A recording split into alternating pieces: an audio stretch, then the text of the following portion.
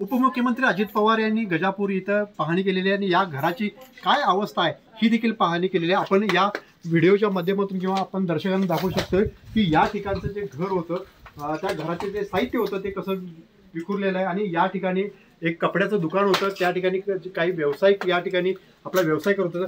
ही तिजोरी जी दाखवले आपल्याला पाहायला मिळते की या तिजोरीचं आग लागल्यानंतर कशा पद्धतीने या तिजोरीचा हाल आहे हे पण पहा। आणि यानंतर या ठिकाणचं जे पूर्ण घराचं जे छत आहे हे आता सध्या आपल्याला जी अवस्था ही आता दिसते। आग लागल्यानंतर या ठिकाणचं जे मोठ्या प्रमाणामध्ये घरामधले जे साहित्य होतं त्याचं नुकसान झाल्याचं दादाने आता पाहणी केलेलं आहे। संपूर्ण घरामध्ये जर पाहिलं तर अशा पद्धतीने कौलाचं जे होतं ते देखील नासधूस झालेलं आहे। फ्रीज असेल, जे साहित्य असेल ते जळून खाक झालेलं आहे। वरचं छप्पर जे आहे ते निघून गेलेलं आहे। संपूर्ण घर हे आगीच्या भक्षणाने होतं आणि त्यानंतर काय बराच वेळानंतर ही आग आटोक्यात आणण्याचा प्रयत्न या ठिकाणी करण्यात आला, मात्र संपूर्ण घर हे संपूर्ण जळून खाक झालेलं आहे। या ठिकाणचं हे साहित्य असेल पाहायला मिळते आपण या ठिकाणचे काही संपूर्ण घराचं जे बेचिराख करून या ठिकाणी पहिले तोडफोड केली आणि त्यानंतर मात्र घरामध्ये आग लावण्याचा प्रकार केला।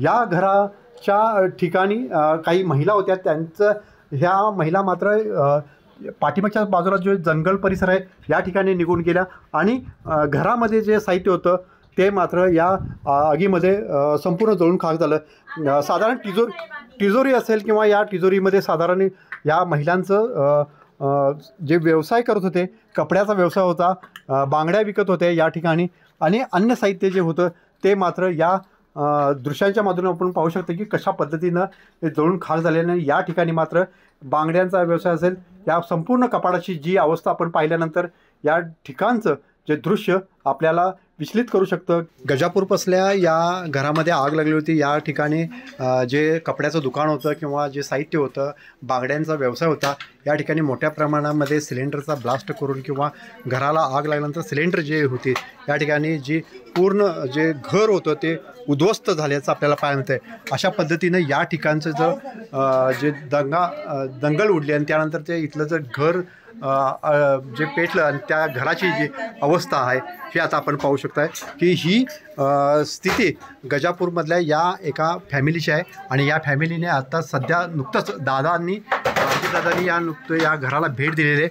या ठिकाणी त्यांचा व्यवसाय होता, घरामध्ये जे बांगडे असतील किंवा आणखीन जे काय साहित्य असतं ते विकण्याचा, कपडे असतील असे साहित्य विकण्याचा या ठिकाणी व्यवसाय होता गजापूरच्या परिसरामध्ये। आणि या ठिकाणी मात्र दादांनी नुकतीच अजितदादांनी आत्ताच भेट दिलेली आहे आणि या कुटुंबियांना पुन्हा एकदा उभा करण्याचं आश्वासन या वेळेला दादांनी दिलेलं आपल्याला पाहायला मिळतं आहे।